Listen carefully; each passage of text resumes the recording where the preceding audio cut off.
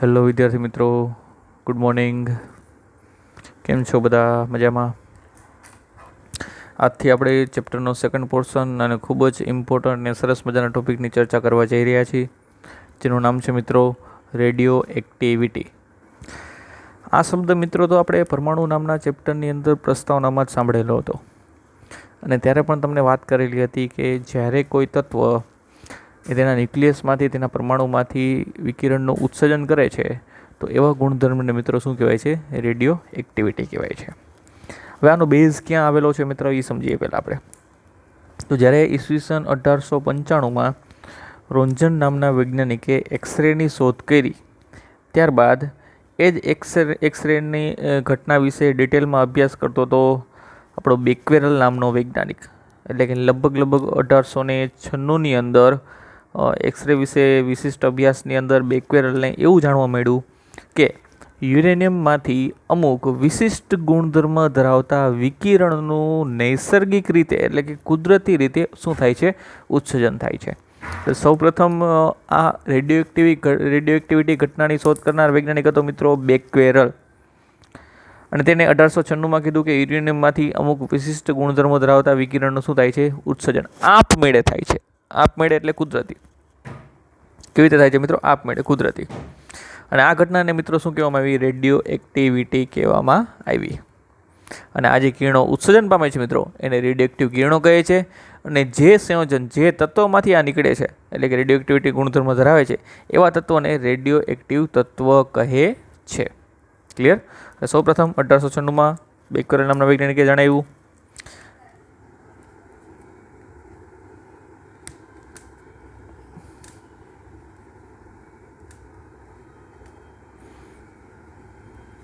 યુરેનિયમમાંથી, uranium એટલે કે you માંથી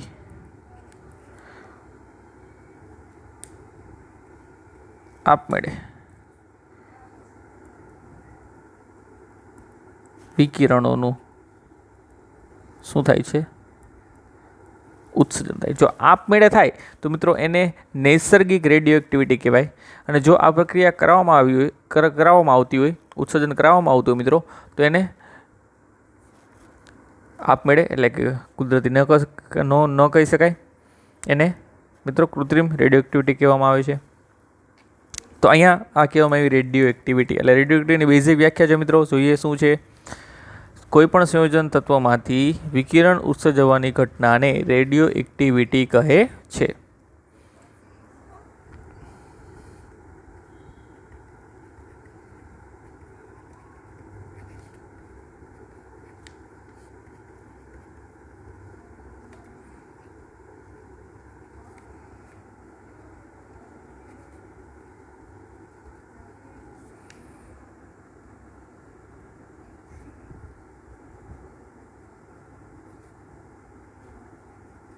આ છે તેની વ્યાખ્યા.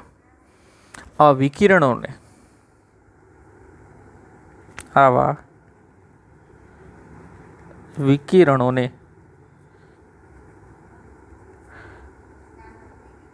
રેડિયો એક્ટિવ વિકિરણો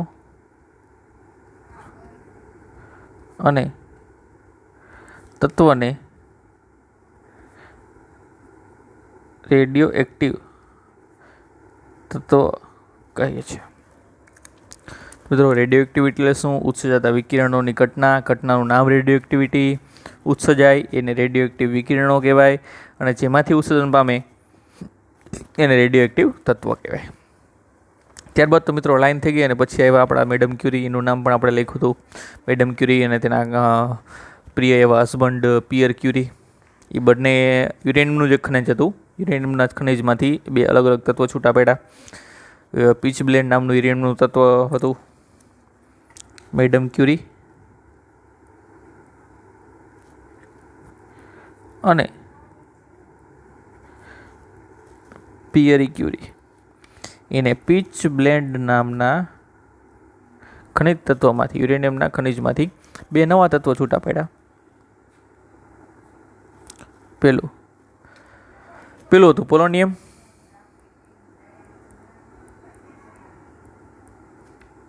બીજું હતું રેડિયમ, જેનો ઉપયોગ તમે વ્યવહારમાં અંદર કરતા હોય, રેડિયમનો આપણે ઉપયોગ વ્યવહારમાં કરતા હોય એટલે આપણને ખબર હોય. એ આપમેળે ઉર્જાનું ઉત્સર્જન કરે છે, વિકિરણોનું ઉત્સર્જન કરે છે. ક્લિયર?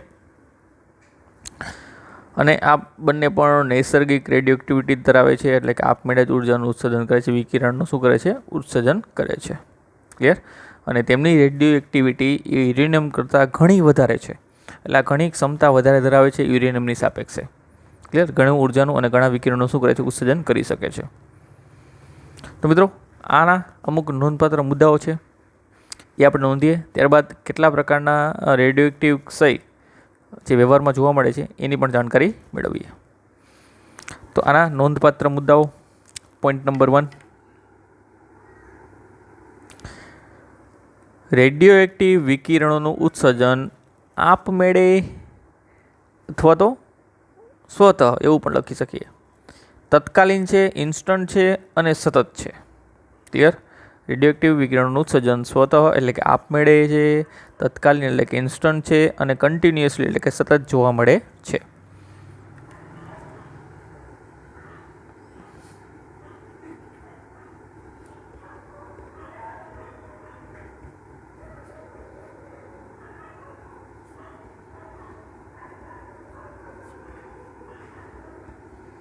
સ્વતઃ, તત્કાલીન અને સતત છે. તેના ઉપર બાહ્ય પરિબળો એટલે કે તાપમાન હોય, દબાણ હોય, વિદ્યુત ક્ષેત્ર હોય, ચુંબકીય ક્ષેત્ર હોય, આની કોઈ પણ જાતની અસર થતી નથી. આવા પરિબળ દ્વારા આ ક્રિયા જે છે, ઉત્સર્જનની ક્રિયા, એને અટકાવી પણ નથી શકાતી અને તેનો દર પણ બદલી શકાતો નથી. આટલી વસ્તુ તમારે યાદ રાખવાની છે. એટલે કે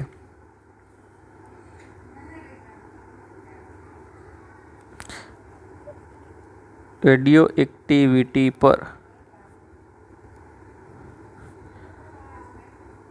બાહ્ય પરિબળો જેવા કે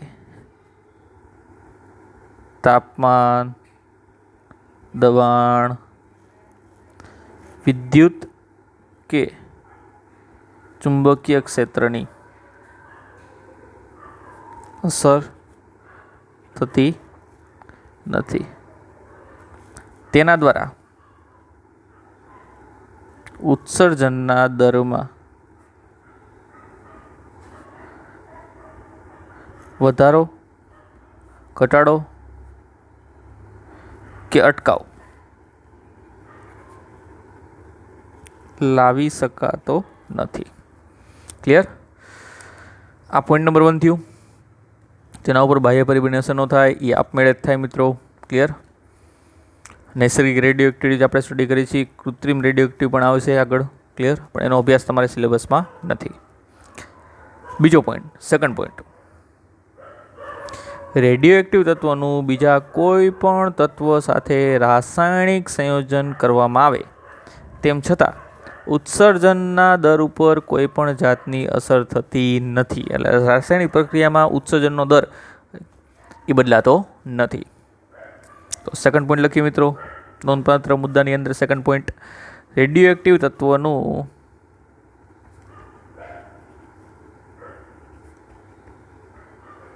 તત્વનું બીજા કોઈ તત્વ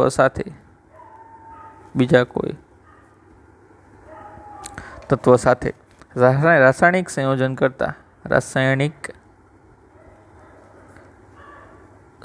કરતા વિકિરણના ઉત્સર્જનના દરમાં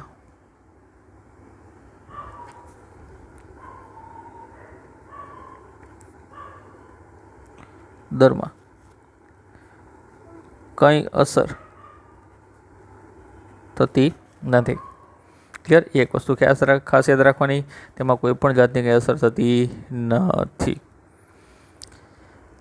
અને મોટાભાગે આવું ત્યારે જ બને છે મિત્રો કે જ્યારે કોઈ ન્યુક્લિયસ હોય એ અસ્થાયી કન્ડિશનમાં હોય, કમ્ફર્ટેબલ ન હોય, ત્યારે વિકિરણનું ઉત્સર્જન કરી નાખે અને પોતે કેવું થઈ જાય છે? સ્થાયી થઈ જાય છે. એટલે પોતાના જ ન્યુક્લિયસ છે, પરમાણુનું પોતાનું ન્યુક્લિયસ, એ પોતે જ વિભંજન પામે, તેમાંથી વિકિરણનું ઉત્સર્જન થાય અને વિભંજન થઈને એ અસ્થાયીમાંથી કેવી સ્થિતિ પ્રાપ્ત કરે છે મિત્રો? સ્થાયી સ્થિતિ પ્રાપ્ત કરે છે.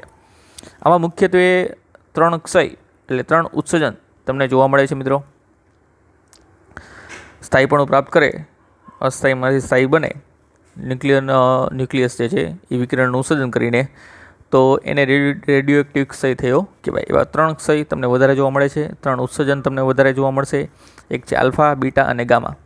આ 3 પ્રકારના ક્ષય તમને માર્કેટની અંદર અને સિલેબસમાં વધારે જોવા મળશે.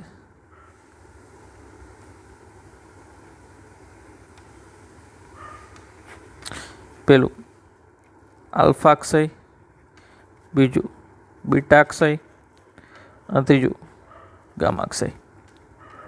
હવે ત્રણેય શું છે મિત્રો? ન્યુક્લિયસમાંથી જ ઉત્સર્જન પામે છે આલ્ફા કણ.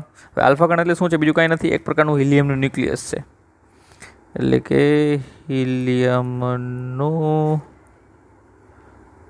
ન્યુક્લિયસ એટલે 2,4 He ધન વિદ્યુત ભારિત ખાલી લેવાનો, બીજો એક લેવાનો નહીં. ધન વિદ્યુત ભારિત લઈ લો એટલે ન્યુક્લિયસ જ થાય. ત્યારબાદ બીટા ક્ષય શું છે મિત્રો? બીટા ક્ષય એક પ્રકારના ઇલેક્ટ્રોન અને પોઝિટ્રોનનું ઉત્સર્જન કરે છે. ઇલેક્ટ્રોન અને પોઝિટ્રોન. ઇલેક્ટ્રોન ને પોઝિટ્રોન, અને ઇલેક્ટ્રોન કહેવાય અને પોઝિટ્રોન કહેવાય. હવે ઇલેક્ટ્રોન આપણને ખબર છે, પોઝિટ્રોન એટલે શું? ઇલેક્ટ્રોનના દળ જેટલું જ તેના જેવા જ ગુણધર્મ પણ ઋણની જગ્યાએ ધન વિદ્યુતભાર. ઇલેક્ટ્રોન અને પોઝિટ્રોનનું ઉત્સર્જન કરે. એટલે કોઈ ન્યુક્લિયસ આવા કણોનું ઉત્સર્જન કરીને અસ્થાયીમાંથી કેવું બને છે? સ્થાયી બને છે. પોઝિટ્રોન એટલે શું મિત્રો? ઇલેક્ટ્રોન જેવા જ ગુણધર્મ, ઇલેક્ટ્રોન જેટલું જ દળ, માત્ર ઇલેક્ટ્રોનનો ઋણ વિદ્યુતભાર છે, તો અહીંયા પોઝિટ્રોનનો ધન વિદ્યુતભાર આવશે. ક્લિયર? એટલે ધન વિદ્યુત ભારિત ઇલેક્ટ્રોન પણ કહી શકો. જ્યારે આ ગેમા ક્ષય શું છે મિત્રો? એ ખૂબ જ ઊંચી ઉર્જા ધરાવતા ફોટોન છે.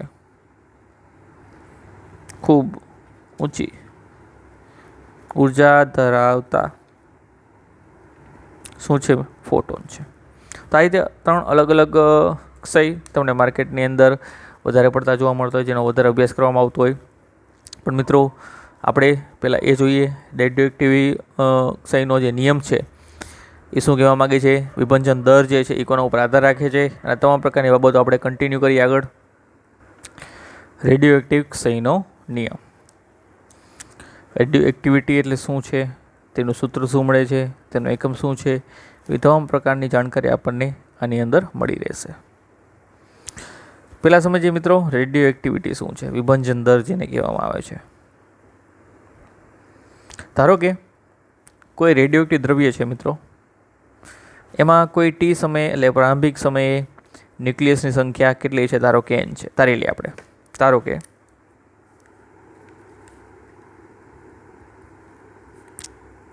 કોઈ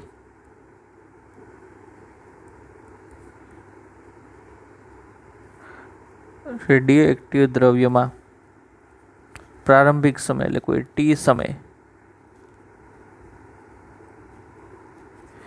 ન્યુક્લિયસની સંખ્યા કેટલી છે? કેપિટલ N છે. કેટલી છે મિત્રો? કેપિટલ N છે પ્રારંભમાં. હવે ધીમે ધીમે સમય આગળ વધતો જશે, એમાંથી વિકિરણનું ઉત્સર્જન થતું જશે, તો ન્યુક્લિયસ જે છે એનું વિભંજન થતું જશે. ક્લિયર? ન્યુક્લિયસ શું થશે મિત્રો? વિભંજન થતું જશે. જેમ જેમ વિભંજન થાય, તો આ તો મિત્રો આપણે અવિભંજિત ન્યુક્લિયસ લીધા છે. આ જે લીધા છે એ કુલ અવિભંજિત ન્યુક્લિયસ છે. આ શું છે મિત્રો? અવિભંજિત ન્યુક્લિયસની સંખ્યા. કેવા ન્યુક્લિયસ? અવિભંજિત ન્યુક્લિયસ. એની સંખ્યા n છે.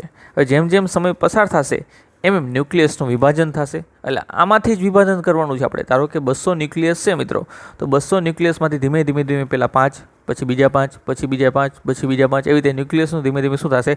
વિભાજન થતું જશે, વિભંજન થતું જશે. તો 200માંથી ધારો કે 5 સેકન્ડ પછી 200માંથી 5 સેકન્ડ પછી 50 જેટલા ન્યુક્લિયસનું વિભાજન થઈ ગયું. તો વધ્યા કેટલા મિત્રો? અવિભંજિત કેટલા વધ્યા? 150. અવિભંજિત કેટલા વધ્યા? 150. પછીની 5 સેકન્ડ પછી વિચારો, એટલે ટોટલ 10 સેકન્ડ પછી તો હજી 50નું વિભાજન થઈ જશે, એટલે 200માંથી 100 અવિભંજિત વધશે. એવી રીતે જેમ જેમ સમય પસાર થશે એમ અવિભંજિત ન્યુક્લિયસની સંખ્યા ઘટતી જશે. ક્લિયર? અને અમુક સમયગાળાનો ગેપ ધાર્યો, આપણે પેલી 5 સેકન્ડ ધારી કે પેલી 10 સેકન્ડ ધારી, એમાં જેટલા ન્યુક્લિયસ વિભંજન પામે એ બંનેનો ગુણોત્તર લઈ લે સમયગાળા સાથે, તો એને શું કહેવાય? રેડિયો એક્ટિવિટી કહેવાય, એટલે કે વિભંજન દર કહેવાય. એટલે કે ધારો કે ત્યારબાદ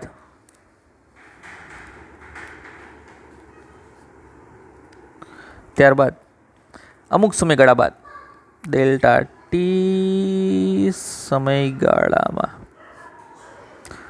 ડેલ્ટા એન જેટલા ન્યુક્લિયસ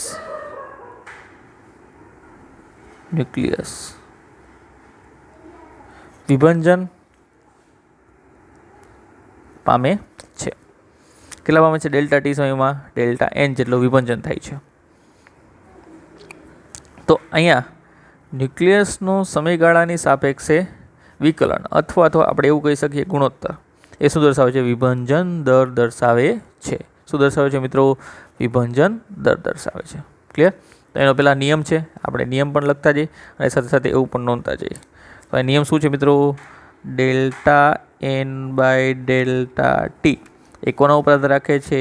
ન્યુક્લિયસની સંખ્યા ઉપર આધાર રાખે છે. આ સૌ પ્રથમ નિયમ છે.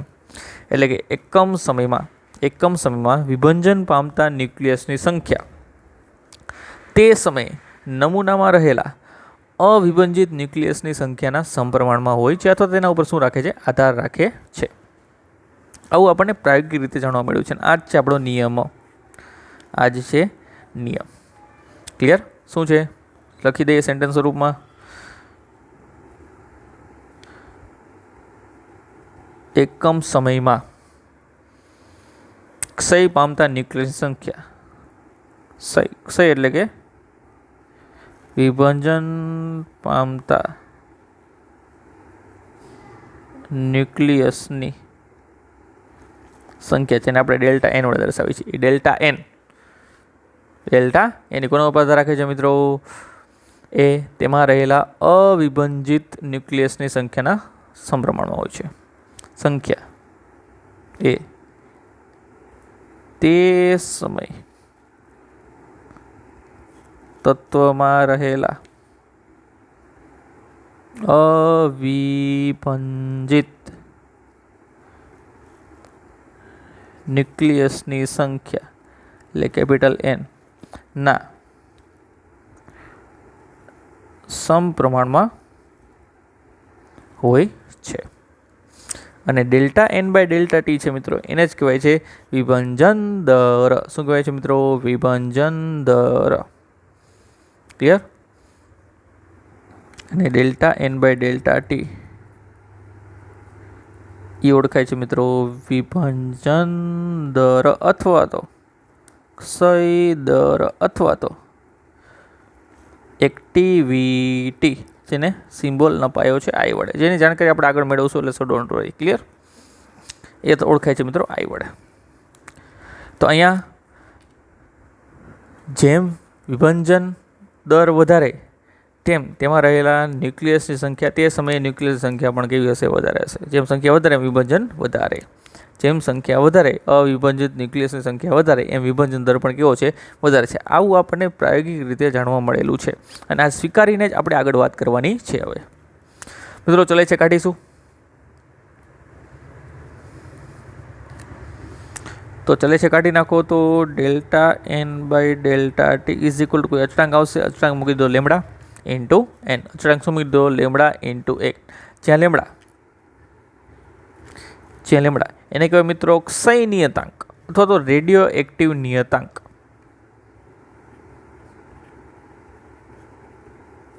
અથવા તો